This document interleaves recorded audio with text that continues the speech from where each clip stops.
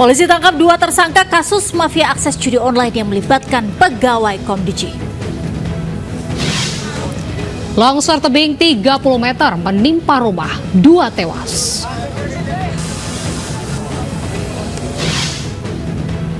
Menikmati kelezatan nasi goreng ala Sultan dengan sate keris.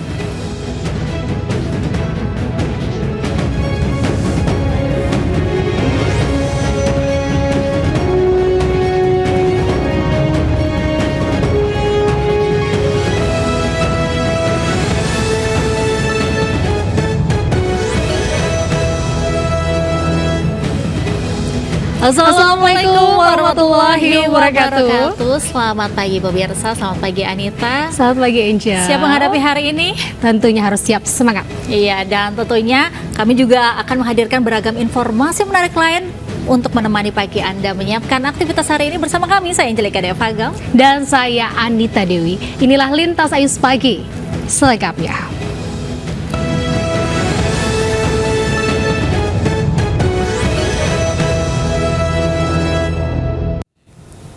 Kita awali informasi pada pagi hari ini. Penyidik Polda Metro Jaya menangkap 2 orang tersangka kasus mafia akses judi online yang melibatkan pegawai Kementerian Komunikasi dan Digital Komdiji. Kedua tersangka tiba di Bandara Soekarno-Hatta Minggu malam. 2 orang buronan tersangka kasus mafia akses judi online yang melibatkan pegawai Kementerian Komdiki dibawa polisi melalui pintu 2F Bandara Soekarno-Hatta sekitar pukul 20.13 waktu Indonesia Barat. Kedua tersangka berinisial MN dan DM langsung dibawa polisi ke Mapolda Metro Jaya untuk menjalani penyidikan. Dirkrimum Polda Metro Jaya Kombes Wira Satya Triputra mengatakan kedua tersangka memiliki peran yang berbeda. MN merupakan penghubung antara bandar judi dengan para tersangka lain, sedangkan DM membantu peran MN. Sejauh ini polisi telah menetapkan 15 tersangka, 11 diantaranya merupakan pegawai Komdiki.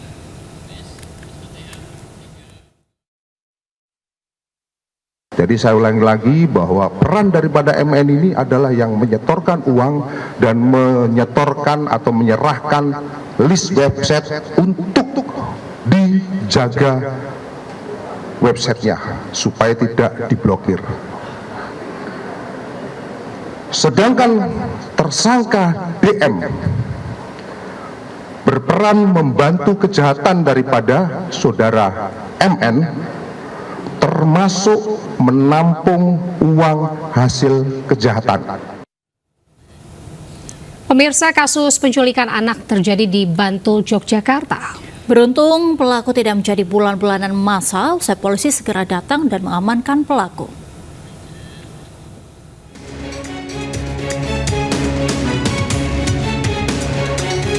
Wanita pelaku penculikan ini tak berkutik saat diamankan warga di Dusun Nambangan, Pundong, Bantul, Yogyakarta.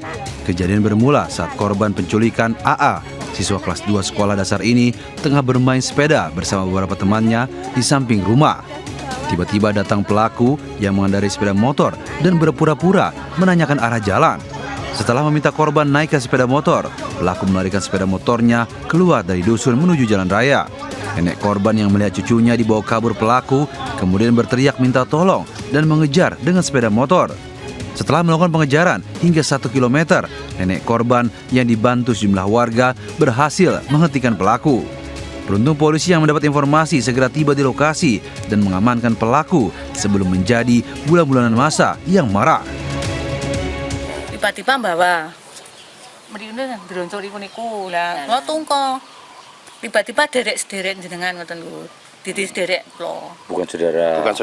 Bukan saudara kula. Tiba-tiba bawa anaknya. Iya, bawa anaknya. Saya langsung tunggak. Berarti anaknya itu langsung dinaikkan motor itu, Bu? Iya, langsung naikkan motor. Setelah diketahui naik ke gunung tanpa izin orang tua, kemudian dari warga mengejarnya. Setelah itu kembali ke TKP, kemudian diamankan oleh warga, kemudian diberitahukan oleh Pak Polisi, kemudian kami amankan. Namun pelaku yang diduga menderita gangguan jiwa selanjutnya dibawa petugas ke rumah sakit untuk menjalani pemeriksaan. Sambil menunggu hasil pemeriksaan kejiwaannya, polisi mengamankan pelaku di Polres Bantul. Dari Bantul, Yogyakarta, Trisna Purwoko melaporkan. Pemirsa, tawuran dua kelompok warga di kawasan Klender, Durensawit, Jakarta Timur saling serang dengan menggunakan senjata tajam, petasan dan batu di tengah jalan di perlintasan kereta api. Tawuran juga sempat memblokir jalan.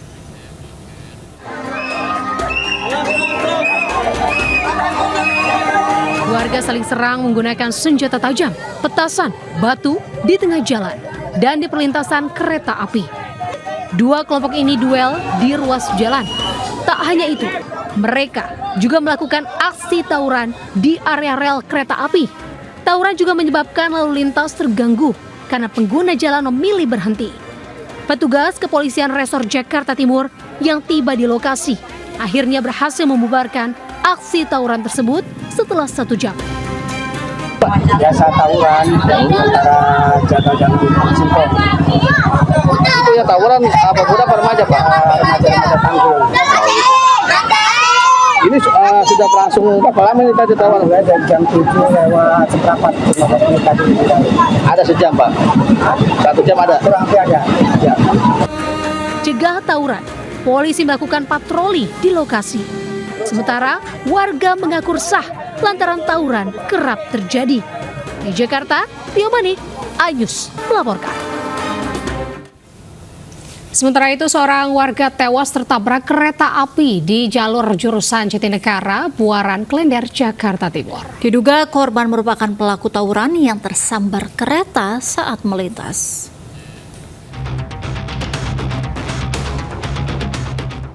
Seorang warga ditemukan tak bernyawa di tepi perlintasan kereta api Jatinegara, Buaran, Klender, Jakarta Timur.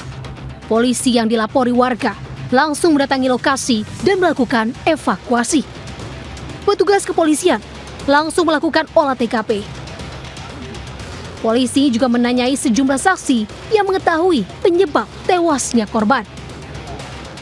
Diduga korban merupakan pelaku tawuran yang tersambar kereta saat melarikan diri dari kejaran lawannya dan melintasi perlintasan.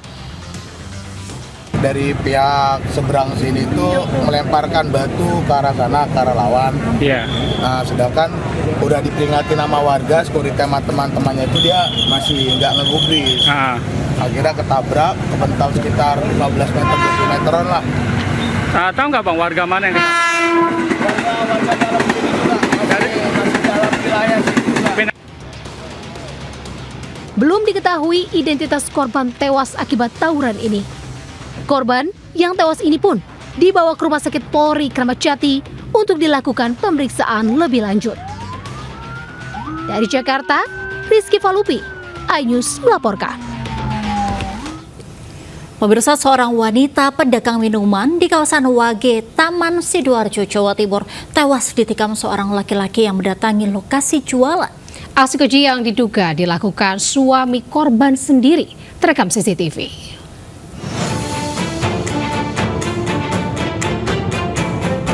Inilah detik-detik pembunuhan seorang wanita pedagang minuman di kawasan Wage, Taman Sidoarjo yang terekam CCTV. Pelaku, seorang laki-laki, terlihat mendadak datang ke lokasi jualan dan langsung bertubi-tubi menganiaya korban. Akibat aniaya pelaku, korban alami 7 luka tikam. Meski belum diketahui secara pasti siapa pelaku pembunuhan sadis ini, namun polisi mengindikasi pelaku adalah suami korban. Lantaran usai menganiaya korban, pelaku kabur sambil berteriak jika dirinya ialah suami korban. Polisi yang datang langsung melakukan olah TKP dengan memeriksa saksi serta mengamankan sejumlah barang bukti. Ya, kalau indikasi ada kemungkinan ini adalah suami korban. Kenapa? Karena pada saat yang bersangkutan melakukan perbuatan itu, setelah pelaku melarikan diri, terus kemudian pelaku langsung berteriak-teriak, saya suaminya. Terus langsung melarikan diri dan ya? Langsung melarikan diri. Kini, jasad korban telah dibawa ke rumah sakit untuk divisum. Sementara, tim Reskrim Polresta Sidoarjo masih memburu pelaku dan menyelidiki motif aksi pembunuhan sadis yang menggegerkan warga Taman Sidoarjo ini. Dari Sidoarjo, Jawa Timur, Pramono Putra, iNews melaporkan. Kita ke informasi selanjutnya pemirsa, upaya pencarian terhadap 2 korban yang tertimbun longsor di Desa Jemur, Kecamatan Pejagoan, Kabupaten Kebumen, Jawa Tengah membuahkan hasil. 2 korban ditemukan dalam keadaan meninggal dunia setelah dilakukan pencarian selama 14 jam.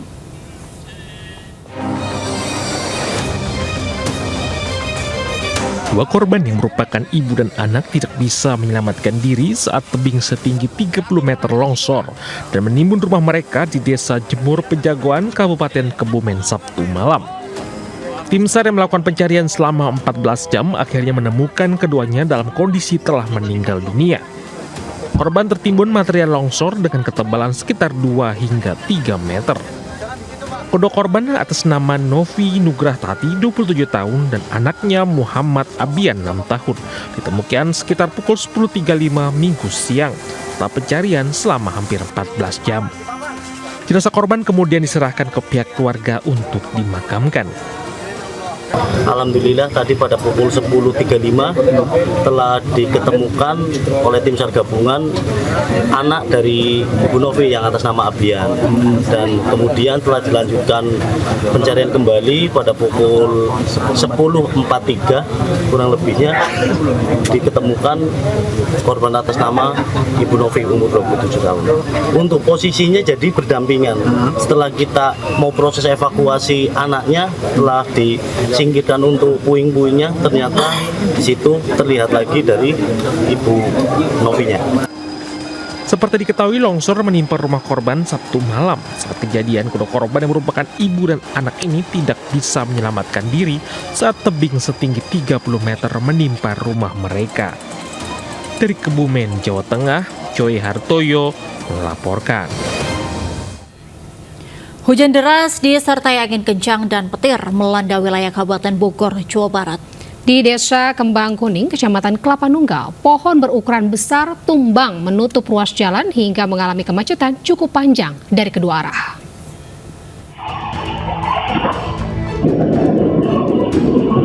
Hujan disertai angin kencang melanda wilayah Kabupaten Bogor, Jawa Barat.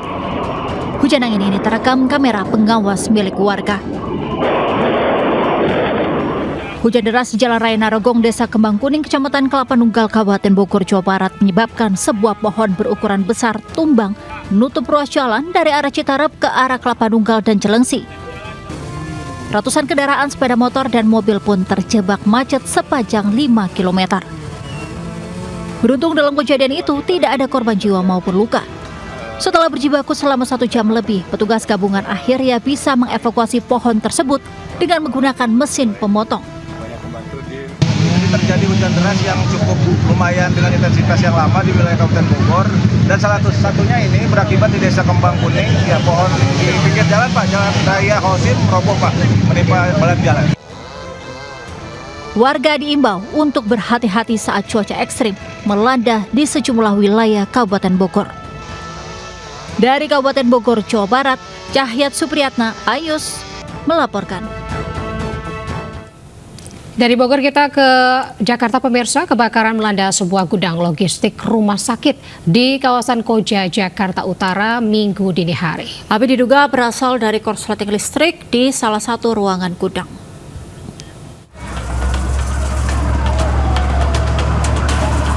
Kobaran api dengan cepat meludeskan sebuah gudang logistik rumah sakit di Jalan Keramat Jaya Raya, Kecamatan Koja, Jakarta Utara Minggu dini hari. Banyaknya material mudah terbakar, membuat api cepat membesar hingga menimbulkan asap tebal. Petugas Sudin Damkar Jakarta Utara yang tiba di lokasi langsung berusaha memadamkan api agar tidak semakin meluas. Kebakaran diduga berasal dari korsleting listrik dari salah satu ruangan gudang. Beruntung, meski berada di area rumah sakit, namun tidak mengganggu aktivitas rumah sakit serta kondisi pasien yang dirawat. Untuk gudang yang terbakar itu sebetulnya gudang audit yang fungsinya adalah untuk gudang logistik dan gudang arsip. Tak ada korban jiwa dalam musibah kebakaran ini. Sementara polisi masih melakukan penyelidikan terkait kasus kebakaran. Di Jakarta, Tio Manik, iNews melaporkan. Pemirsa, jumlah pengungsi akibat meletusnya gunung lewat mobil laki-laki di Flores Timur, Nusa Tenggara Timur terus bertambah. Total pengungsi saat ini telah mencapai 8.431 jiwa dan terdapat 3 titik posko pengungsian.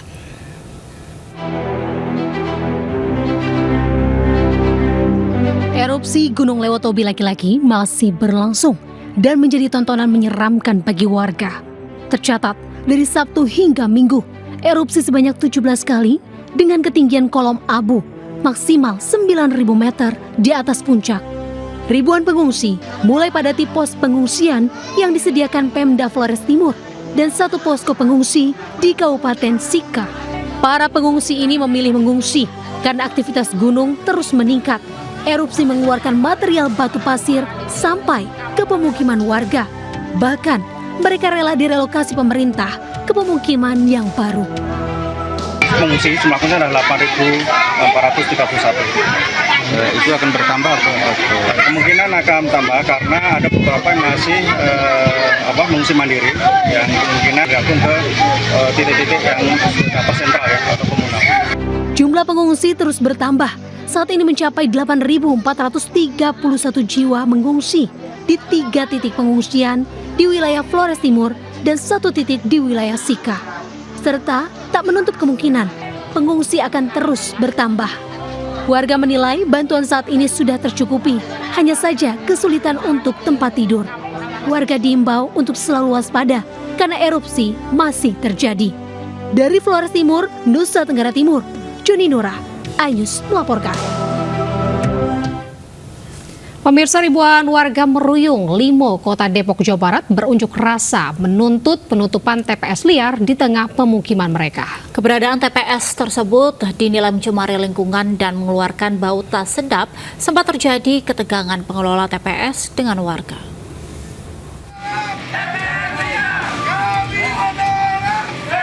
Ketegangan terjadi saat sejumlah pengelola tempat pembuangan sampah liar mengadang warga yang hendak berunjuk rasa di depan TPS. Warga menuntut TPS liar yang berada di tengah-tengah pemukiman warga Meruyung, Limo, segera ditutup karena mencemari lingkungan warga lantaran mengeluarkan bau tak sedap dan polusi udara akibat bau asap pembakaran sampah. Beruntung, ketegangan mereda setelah petugas kepolisian dan Satpol PP menenangkan kedua kelompok yang sempat meradang. Ketua RW 9 mengatakan dampak keberadaan TPS liar tersebut banyak warga yang menderita ISPA. Terlebih di kawasan ini banyak anak usia balita. Mau nyampaikan aspirasi ini agar didengar oleh pemangku wilayah. Jangan sampai ke depan ada lagi TPS liar tidak berizin seperti ini yang akhirnya mengganggu masyarakat. Tapi ini kita kecolongan istilahnya karena sudah lebih dari 3 bulan kita baru bergerak. Biasanya kita 1 minggu ada bau langsung. Sebelumnya, warga setempat telah melaporkan keberadaan TPS liar ke pemerintah Kota Depok. Namun hingga saat ini belum ada tindak lanjut. Ratusan warga yang geram menutup operasional TPS dengan memasang portal di depan pintu masuk TPS liar tersebut agar tak dapat beroperasi. Dari Depok, Jawa Barat, Iyung Rizky, iNews melaporkan. Pemirsa, Presiden Prabowo Subianto melakukan pertemuan bilateral dengan Presiden China Xi Jinping. Presiden Prabowo ini juga menegaskan komitmen untuk terus memperkuat kemitraan strategis RI China. Dalam pertemuan ini juga ditandatangani sejumlah nota kesepahaman kerjasama antara Indonesia dengan China. Kerjasama antara pemerintah Indonesia di bawah kepemimpinan Presiden Prabowo Subianto dengan pemerintah China akan diperkuat. Hal ini terungkap dalam pembicaraan Presiden Prabowo dengan Presiden Xi Jinping di The Great All of the People, Beijing. Prabowo pun menyampaikan rasa terima kasihnya atas sambutan istimewa dengan upacara kenegaraan di akhir pekan. Pertemuan ini menjadi kesempatan bagi kedua pemimpin untuk mempererat hubungan Indonesia-China yang telah berjalan selama beberapa abad. Prabowo pun juga menggarisbawahi bahwa Tiongkok tidak hanya dipandang sebagai kekuatan besar, tapi juga sebagai peradaban besar yang telah lama terjalin dengan Indonesia. Dalam kesempatan ini, Presiden Prabowo dan Presiden China Xi Jinping secara bersama-sama menyaksikan penandatanganan MOU sejumlah kerjasama antara Indonesia dengan China. MOU kerjasama terdiri dari berbagai sektor, mulai dari ekonomi, laut, sampai sumber daya mineral. Di antaranya protokol persyaratan fitosanitari untuk ekspor buah kelapa segar dari Indonesia ke China. Memorandum saling pengertian tentang penguatan kerjasama ekonomi biru dan juga memorandum saling pengertian tentang kerjasama bidang sumber daya air.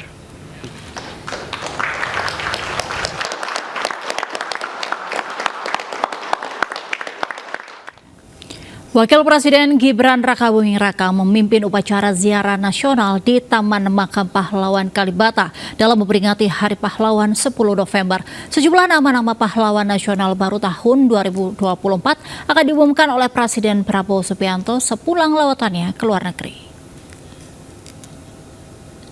Upacara ziarah nasional untuk memperingati Hari Pahlawan 10 November digelar di Taman Makam Pahlawan Kalibata, Jakarta Selatan Minggu pagi. Presiden diwakili oleh Wakil Presiden Gibran Rakabuming Raka memimpin jalannya upacara. Upacara dengan tema Teladani Pahlawanmu Cintai Negerimu diselenggarakan untuk mengenang jasa para pahlawan yang telah berjuang, merebut dan mempertahankan kemerdekaan Indonesia. Prosesi upacara berlangsung hikmat dengan dibunyikannya sirene selama 60 detik, diikuti dengan mengheningkan cipta secara serentak untuk mengenang pertempuran 10 November 1945 di Surabaya. Rangkaian upacara diakhiri dengan prosesi tabur bunga oleh Wakil Presiden di makam para pahlawan dan tokoh bangsa. Untuk nama pahlawan baru tahun 2024, Kementerian Sosial telah mengusulkan 16 nama untuk diberikan titel pahlawan nasional. Kita tunggu aja ya.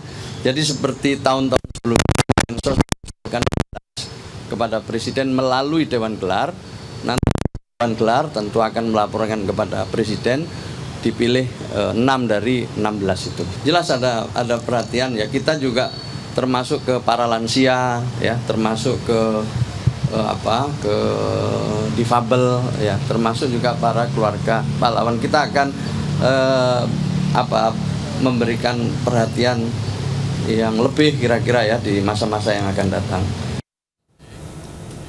Pemirsa, memperingati Hari Pahlawan, Pemprov Jawa Timur menggelar upacara renungan Hari Pahlawan di Taman Makam Pahlawan Jalan Maijen Sungkono, Surabaya. Peringatan Hari Pahlawan menjadi refleksi bagi kita sebagai generasi penerus bangsa di tengah derasnya arus modernisasi.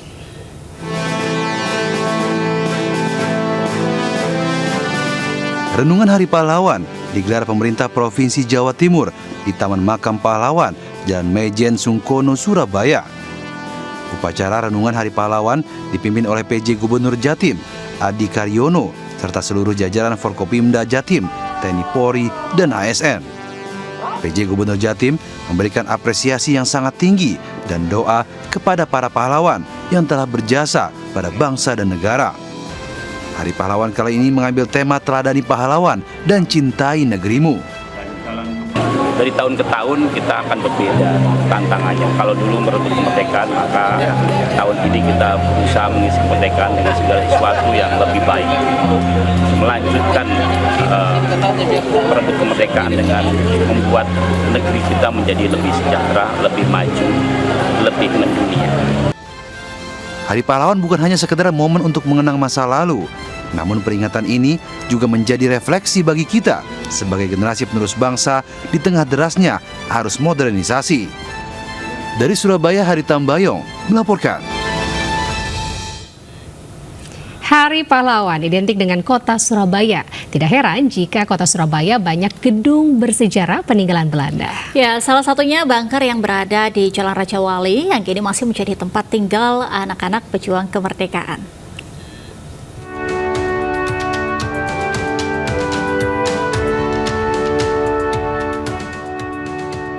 Beginilah kondisi bunker peninggalan Belanda yang berada di Jalan Raja Wali, Surabaya, Jawa Timur.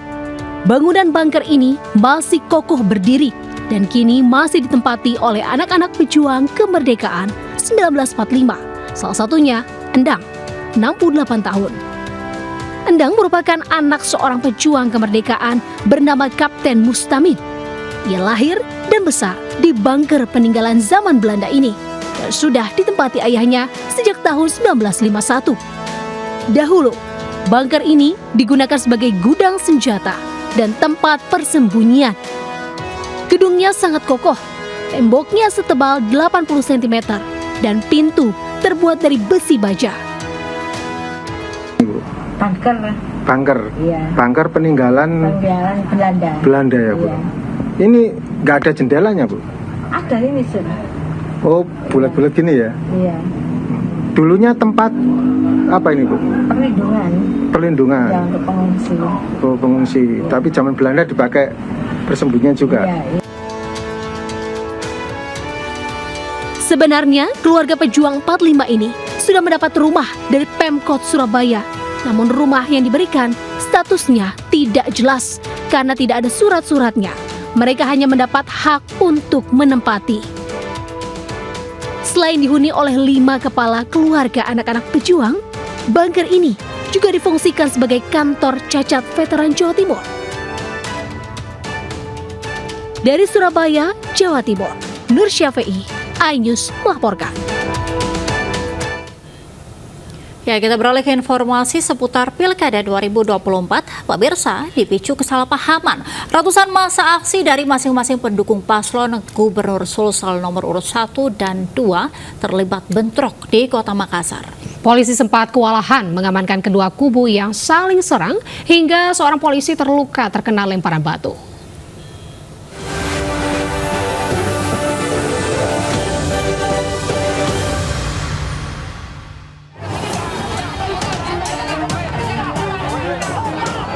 Ratusan pendukung kedua pasangan calon saling serang menggunakan batu di tengah jalan Andi Pangeran Batarani dan Jalan Andi Jema.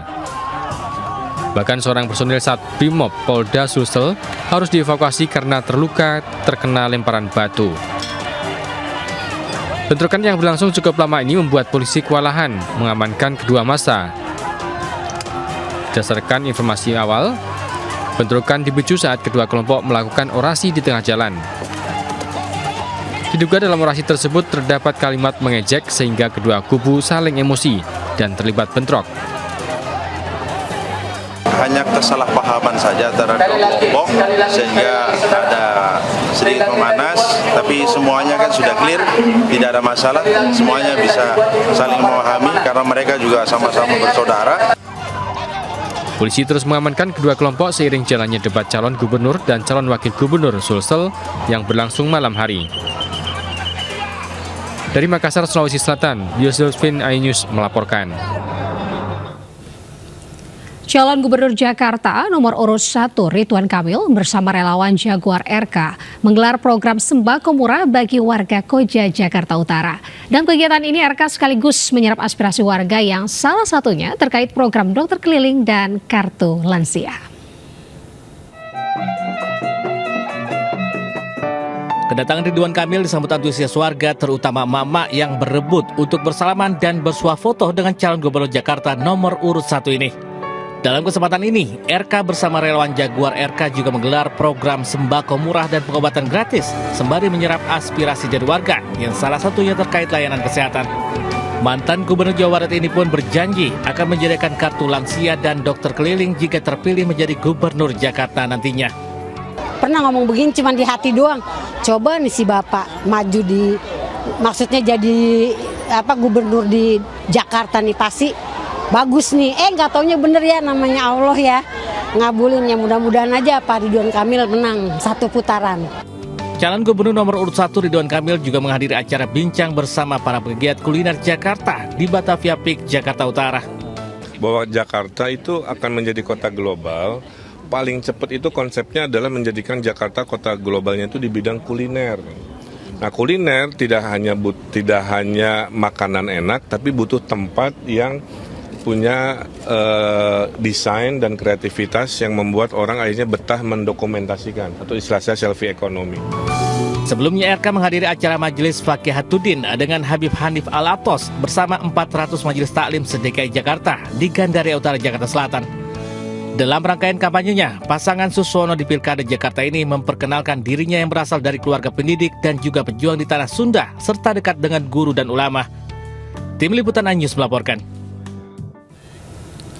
Pemirsa, kampanye akbar calon wakil gubernur nomor urut 3 Rano Karno bersama Forum Komunikasi Anak Betawi atau Forkabi berlangsung meriah. Dalam acara ini, Forkabi memberikan dukungan kepada pasangan calon Pramono Rano Karno dalam Pilkada Jakarta 2024. Presiden, kita sudah berkolaborasi dan Kampanye akbar Forkabi mendukung pasangan calon Pramono dan Rano Karno berlangsung penuh semangat. Ribuan anggota Forkabi dan masyarakat Betawi hadir memeriahkan sebagai bentuk dukungan kepada mereka kepada pasangan calon yang mereka anggap mampu mewakili aspirasi masyarakat Betawi. Dukungan ini memberikan energi positif bagi pasangan Pramono Rano dalam menghadapi sisa waktu kampanye yang ada. Dalam kesempatan ini, Rano Karno juga menyampaikan rasa syukurnya atas semangat luar biasa dari para pendukung setianya. Ia juga mengingatkan tim dan para pendukung untuk memaksimalkan waktu kampanye yang tersisa 17 hari lagi. Ya, alhamdulillah nih, subhanallah nih, di tengah hujan gini teman-teman saudara-saudara saya dari Forkabi nih, waduh semangat luar biasa nih, ada Bang Goni, ada Bang Gunawan nih, semua teman-teman. Ya ini apa ya, membuat kita semakin semangat lah ya. Apalagi ini kan sisa masa kampanye, insya Allah tinggal 17 hari lagi. Makanya kita bilang ayo kita kerja keras nih, jangan kita berpuas diri, juga bukan berarti kita kabur, tapi artinya ya 17 hari ini kita manfaatin lah supaya sampai ke masyarakat dan masyarakat paham apa program-program kita. Intinya itu sebetulnya sih. Rano Karno juga mengatakan semangat Forkabi dalam mendukung pasangan Pramono Rano menjadi bukti kuatnya dukungan masyarakat Betawi. Dengan waktu kampanye yang semakin singkat, Rano Karno dan timnya terus mengupayakan agar program-program mereka tersampaikan dengan baik ke masyarakat. Dari Jakarta, Wenda Nura, Nadifa Adin melaporkan. Pemirsa, aksi bagi-bagi uang yang dilakukan salah satu calon Bupati Pandeglang kepada semua warga yang hadiri di sebuah acara ini viral. Kini pihak Bawaslu melakukan penelusuran dengan memeriksa sejumlah saksi. Jika terbukti bersalah, calon bupati tersebut akan didiskualifikasi.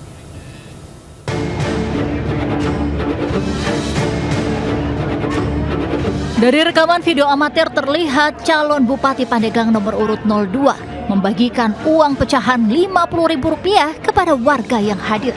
Dalam video berdurasi 39 detik itu, warga terdengar meneriaki dukungan yang mengarah pada sosok calon Bupati Pandeglang, Raden Dewi Setiani, yang berpasangan dengan Iing Andri Supriyadi pada Pilkada 2024. Aksi bagi uang tersebut berlangsung di Kampung Kadu Gobang, Desa Gunung Putri, Kecamatan Banjar, Kabupaten Pandeglang, Banten 8 November lalu. Namun untuk memastikan adanya dugaan politik uang, Bawaslu kini turun tangan dan melakukan penelusuran hingga pemeriksaan terhadap cabub dan saksi-saksi yang saat itu berada di lokasi. Bawaslu akan melakukan penelusuran sebagaimana hukum acara penanganan pelanggaran yang tertuang dalam Perbahu 9 tahun 2024. Jadi penelusuran ini kita lakukan selama 7 hari maksimal. Nantinya jika dalam penelusuran Bawaslu selama 7 hari terbukti adanya pelanggaran dari video yang viral tersebut, maka sanksi terberat ialah cabub akan didiskualifikasi dari pilkada. Dari Pandeglang, Banten, Iskandar Nasution, iNews melapor. Pemirsa, 2.600 peserta antusias berolahraga bersama dalam ajang Proactive Family di Plaza Timur Gelora Bung Karno GBK Senayan Minggu pagi. Perhelatan ini digelar Prudential Indonesia bertepatan dengan HUT ke-29 untuk mendorong gaya hidup sehat dan aktif bagi para nasabah dan masyarakat.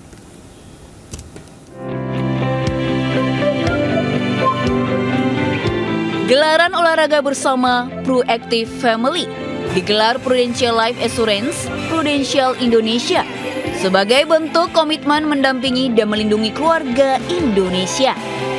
Dengan semangat #sehat pangkal bisa, Prudential terus berinisiatif meningkatkan kesadaran nasabah dan keluarga Indonesia bahwa pencegahan adalah perlindungan terbaik.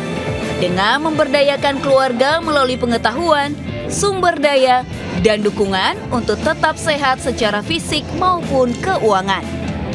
Melalui Proactive Family ini, Prudential Indonesia terus meningkatkan kesadaran akan pentingnya hidup sehat, termasuk dengan melakukan tindakan preventif melalui olahraga. Hari ini kami sudah menyelesaikan tadi fun run sejauh 5 km, kami sudah menyelesaikan fun walk sejauh 2,5 km, kita juga melakukan pound fit, zumba, cardio dance. Kita ingin berbagi di hari anniversary Prudential ini, menunjukkan komitmen juga untuk Prudential, bukan hanya memproteksi masyarakat, tapi juga mengajak masyarakat untuk bisa hidup yang lebih sehat. Gelaran olahraga bersama yang merupakan kedua kalinya ini digelar di 3 kota besar di Indonesia, yakni Bandung pada 27 Oktober lalu, Jakarta 10 November, dan Surabaya 15 Desember mendatang.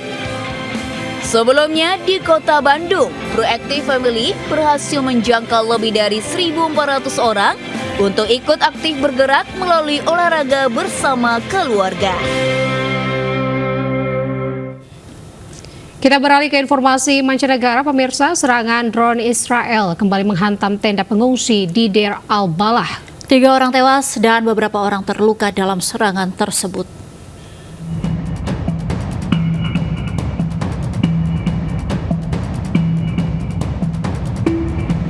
Beginilah detik-detik drone Israel menghantam tenda pengungsi dekat rumah sakit Al-Aqsa di Deir al-Balah. Para pengungsi pun panik berlarian menyelamatkan diri. Sebagian pengungsi berusaha memadamkan api yang melanda tenda agar tidak merambat ke tenda lainnya. Naas akibat serangan ini, 3 orang tewas dan beberapa lainnya terluka. Para pengungsi pun hanya pasrah melihat tendanya hancur. Sementara keluarga pengungsi berlindung di dalam rumah sakit Al-Aqsa. Menurut otoritas kesehatan Palestina, tercatat lebih dari 43.500 orang Palestina tewas dan 10.000 lainnya diyakini tewas dan belum ditemukan di bawah reruntuhan. Sejumlah apartemen, rumah, dan mobil rusak akibat dihantam serangan drone Rusia di Odessa, Ukraina. Kebakaran bangunan terjadi di Odessa, Ukraina, usai diterjang serangan pesawat tak berawak Rusia. Sejumlah bangunan apartemen, rumah pribadi, dan lusinan mobil rusak akibat serangan tersebut. Nah, serangan ini menewaskan 1 orang dan melukai 13 orang.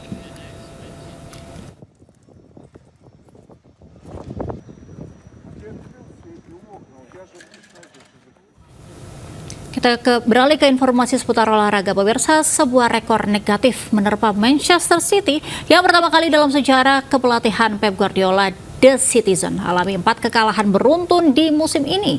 Kali ini Manchester City harus mengakui keunggulan tuan rumah Brighton 1-2 di ajang Liga Primer Inggris.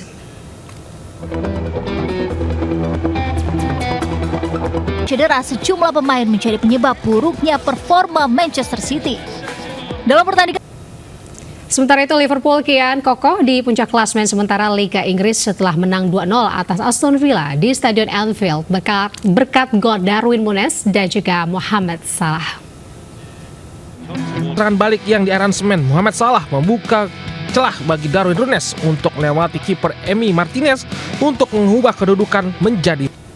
Kita beralih ke informasi lainnya, pemirsa. Puluhan peserta Lomba Fashion Show antusias dalam mengikuti gelaran Lomba Fashion Show bertemakan pahlawan di Mall Ciputra Cibubur, Jakarta Bekasi, Jawa Barat maksud kami. Toko Era Kartini hingga Air Soekarno diperagakan oleh peserta.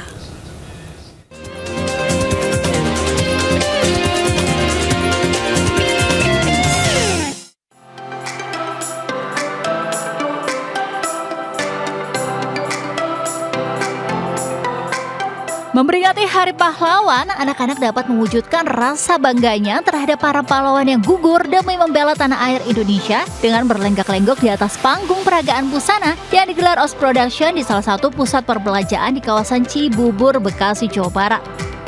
Para peserta peragaan busana dari wilayah Jabodetabek mengenakan kostum bertemakan pahlawan seperti kostum R.A. Kartini, Soekarno, hingga Marta Tihahu untuk memeriahkan kompetisi kali ini. Pahlawan, dan temanya juga tentang pahlawan ya. Berarti kostumnya yang berkaitan dengan pahlawan. Kita mulai dari usia 3 tahun sampai maksimal 15 tahun. Yang diharapkan dengan adanya acara ini, anak-anak bisa menyalurkan bakat-bakat mereka melalui fashion show, tapi juga bisa memperkenalkan kepada anak-anak bahwa hari ini itu adalah hari pahlawan. Tak sedikit dari para peserta yang menggemaskan ini juga memakai baju polisi dan TNI yang turut menjaga NKRI di masa sekarang. Keberanian dari para peserta berlenggak-lenggok dengan gagah dan cantik wajib diapresiasi. Layaknya para pahlawan berani melawan penjajah. Ajang ini pun menjadi wadah generasi muda mengenal para pahlawan. Bawa baju kebaya dengan kain batik supaya anak-anak Indonesia lebih menghargai jasa-jasa para pahlawan terdahulu. Temanya apa sih, Alin? Cut Nyak Din dari daerah Aceh. Favorit pahlawannya siapa sih?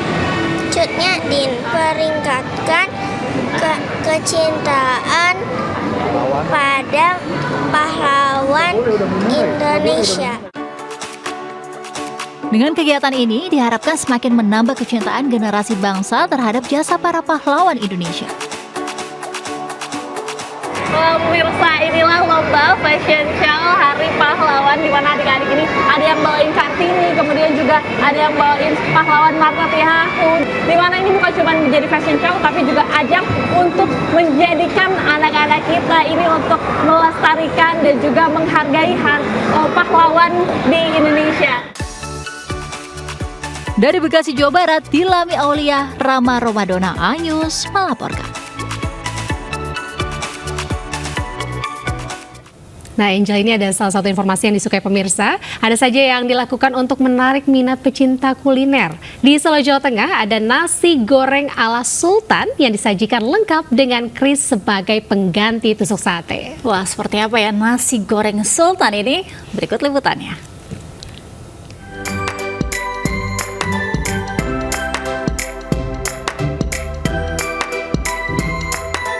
Inilah nasi goreng Sultan yang diolah dengan aneka rempah dan bumbu dapur khas Jawa, dipadukan dengan bawang bombay, cabai, kecap, tomat, paprika, dan bawang. Pembuatan nasi goreng Sultan ini sebenarnya mirip dengan nasi goreng Jawa pada umumnya. Hanya ditambah dengan bumbu khusus dan dipadukan dengan sate yang ditusuk dengan keris. Ya, kuliner ini menjadi unik karena disandingkan dengan sate ayam dengan bumbu Madura. Menariknya, tusuk sate ayam jumbo yang digunakan bukan menggunakan bambu, tapi sebuah keris. Potongan daging ayam dan paprika pun disusun di keris, lalu dibakar sambil diolesi bumbu. Sajian nasi goreng, sayuran, dan sate keris pun menjadi menu nasi goreng Sultan ini terlihat mewah. Begitu disajikan di meja, daging akan dilepaskan dari keris lalu disiramkan bumbu di atasnya. Menu nasi goreng Sultan ini terinspirasi dari ciri khas Jawa, terutama Surakarta. Selain mengingatkan pada masakan nasi goreng Jawa, nasi goreng Sultan ini mendekatkan pada budaya Jawa, yakni keris. Kerajaan atau orang-orang di zaman dulu senjata utamanya untuk di Jawa kan keris ya. Karena kita tinggal di Jawa dan kebetulan dekat dengan Keraton Mangkunegaran dan juga Keraton Kasunanan, maka kita angkat tersebut untuk daya tarik ya. Tapi yang kita pakai adalah keris aksesoris, bukan keris yang buatan empu ya. Tadi mungkin nggak kelihatan kerisnya karena tadi penyajiannya udah dibantu untuk lepas kerisnya itu. Tapi overall ini enak sih untuk nasi gorengnya, rasanya pas, terus juga satenya nih gede-gede gitu. Jadi puas dan bakal kenyang banget sih di sini. Nasi goreng Sultan dengan sate keris ini bisa dinikmati dengan harga Rp75.000 per porsi. Penyajian yang unik dengan rasa lezat memberikan sensasi pengalaman kuliner yang tak terlupakan. Dari Solo, Jawa Tengah, Septiantoro, Anyus melaporkan. Ya pemirsa, Presiden Prabowo Subianto menyanyikan lagu O Ulate di sela-sela lawatannya ke Beijing. Ya, lagu dari daerah Maluku ini dinyanyikan Prabowo didampingi sejumlah Menteri Kabinet Merah Putih.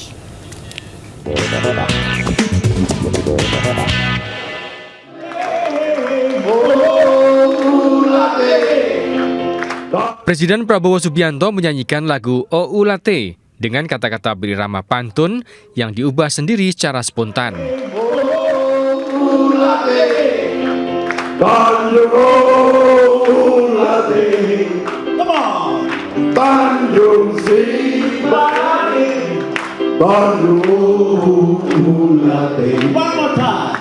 Jalan-jalan ke kota Beijing, mampir dulu di Surabaya. Sebentar lagi aku akan pulang, jangan lupa dengan saya. Selanjutnya Prabowo pun memberikan pelantang suara ke Menlu Sugiono yang spontan melanjutkan bernyanyi.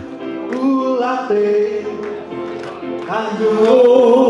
ulate, si balani, Tanjung Ulate. Masak sayur pakai belimbing, sayur matang di atas meja. Hati senang di kota Beijing, bertemu teman-teman semua. Untuk diketahui, Presiden Prabowo Subianto menyelesaikan lawatan kenegaraan di Beijing, Cina, untuk selanjutnya terbang ke Washington DC, Amerika Serikat dari Bandara Internasional Capital Beijing Minggu. Tanjung Ulate, Tanjung Ulate, Tanjung Ulate. Pemirsa, hujan deras bercampur angin kencang robohkan kampanye bakal calon gubernur Banten nomor urut 1 Airin Ade di lapangan Citra Raya Cikupa, Kabupaten Tangerang. Beruntung tidak ada korban jiwa dalam peristiwa ini. Guys, lokasi di... Inilah detik-detik ambruknya panggung kampanye calon gubernur Banten Airin Rahmidiani Ade Sumardi, pasangan nomor urut 1 yang digelar di lapangan Citra Raya Cikupa, Kabupaten Tangerang Minggu siang. Panggung utama ambruk karena tidak kuat menahan derasnya hujan dan terjangan angin kencang. Para penonton pun langsung menyelamatkan diri. Usai panggung ambruk, Airin menghampiri warga yang mengalami luka untuk mendapat pengobatan dari tim medis. Tak mau menggunakan panggung, Airin naik mobil komando dan menggunakan pengeras suara menyerukan agar para pendukung dan simpatisannya untuk pulang. Alhamdulillah suasana hujan ini artinya berkah dari Allah. Apapun setiap musibah pasti ada hikmahnya. Nah, ini menjadi proses pembelajaran juga bagi kita tentunya bagaimana memasang panggung dengan baik. Tapi saya bersyukur alhamdulillah ada pun yang terluka sudah bisa kita tangani walaupun tidak banyak. Akibat kejadian ini, Airin tak melanjutkan kampanyenya. Simpatisan pun memilih pulang membubarkan diri. Dari Kabupaten Tangerang, Banten, Aimarani, iNews melaporkan. Peristiwa tadi sekaligus menutup Lintas Sains pagi hari ini. Dan pemirsa, berita-berita tadi juga dapat Anda baca selengkapnya melalui portal okezone.com. Nah, sesaat lagi Anda bisa menyaksikan serangkaian peristiwa lainnya di program Jurnal Lintas Sains Pagi bersama Aulina Iyasya. Saya Anita Dewi. Dan saya Angelika Devagam undur diri. Selamat pagi, selamat beraktivitas. Wassalamualaikum warahmatullahi wabarakatuh.